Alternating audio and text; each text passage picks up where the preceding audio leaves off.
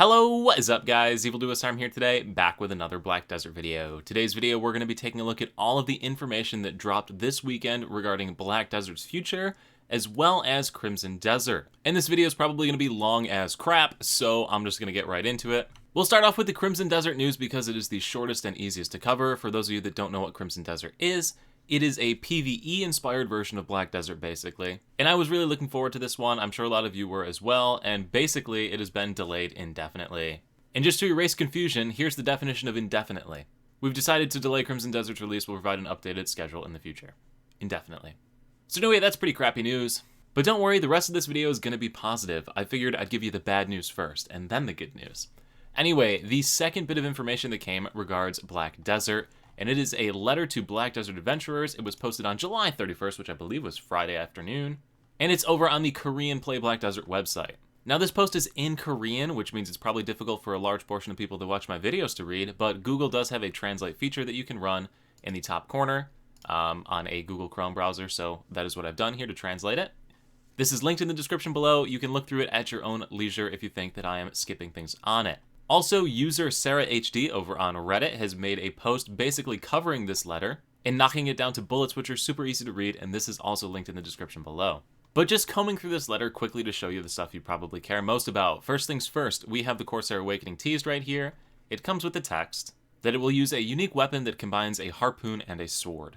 The letter itself starts off with a summary of the various complaints that the Black Desert team has received, and how they're going to make some drastic changes to help make the game more enjoyable. The rest of the letter then goes into the things that they're going to change and how they're going to make the game more enjoyable. So, first things first, save for the Corsair Awakening, the Ataraxian Blubidabada, and the card game that requires you to have knowledge and play card games against people are all going to be put on hold. So these three things are staying. The rest of the stuff that was a part of the original plan is being put on hold. They're then going to shift the priority of a lot of things that the community have been requesting, including Node War and Conquest War revamps, as well as the reboot of existing characters. So if you watched my original video covering the timeline, this was supposed to come somewhere around the October timeframe, and this was a little bit later still.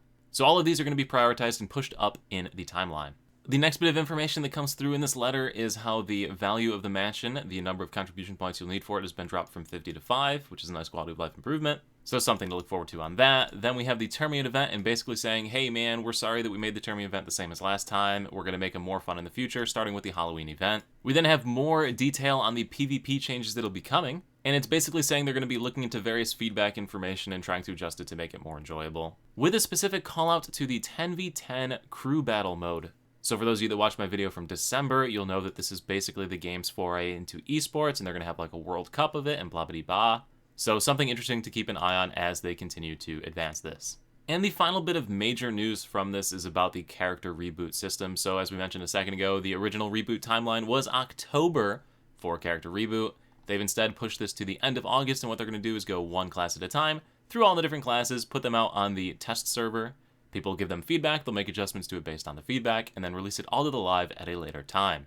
So this is a shift of about 2 months, which is pretty cool that they're going to be getting an early start on this, especially for me as a Musa main.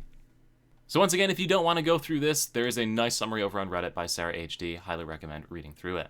Now, the third and final big piece of information we're going to share today is a 6.5-hour live stream that happened on July 31st, so same timeline as this letter that came out, where they went over a bunch of the other future directions and plans for the game, so I'll be sure to go through this right now. This whole thing is in Korean, and unfortunately, I don't see the ability to add subtitles, which is kind of rough, but don't worry once again. The website Invin has gone ahead and put together a summary of all of the different points that are made in it, and there are a ton of them.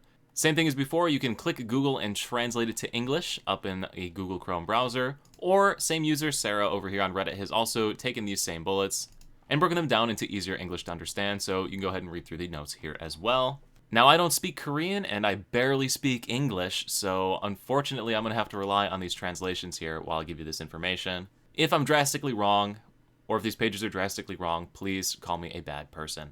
So the first 3 bullets were things that we pretty much already covered in the letter. The one thing that I didn't really call out from the letter itself, though, was how they said that they've been trying to do things that people have been requesting, like a search function, so that's what the third bullet is about right here.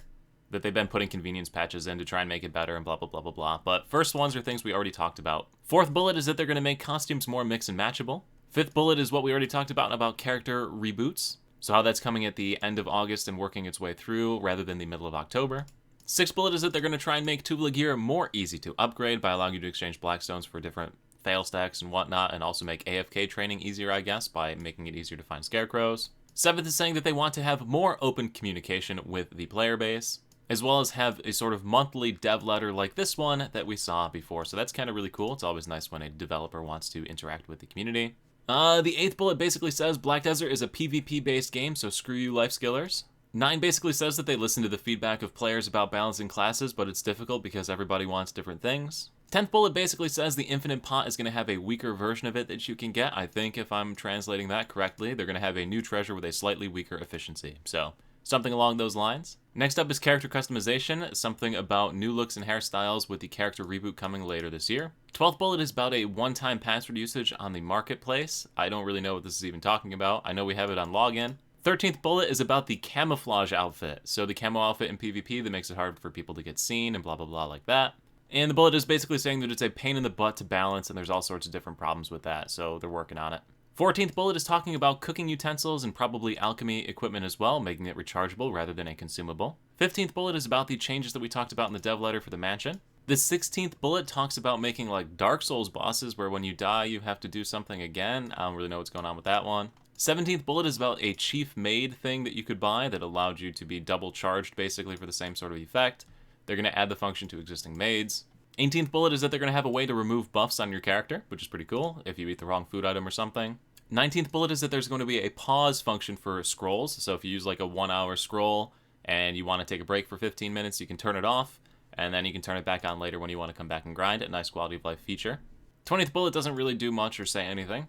21st bullet talks about pets. A lot of people want more pets to pick up more stuff. What they're going to do is add a 5th generation pet. We knew this from the previous event about a month or 2 months ago where they told us they were going to do this. So you can take a tier 4 up to a tier 5 with silver coin. No ETA on when that's coming though. 22nd bullet is dropping the channel swap time from 15 minutes to 10 minutes. And they're going to let you change your guild server as well. 23rd is that they're going to allow you to place your campsite in more locations. 24th is about the Alvia weapons, how people complain that they have to stop and equip them and then they can get back to grinding and that it's a pain and that you should just make it a buff, but they said that it'll have too much of an impact after being applied with Black Star weaponry, so they want to make sure that that's balanced before they deal with that any further. And that they're going to try and make putting it on more convenient than the current method.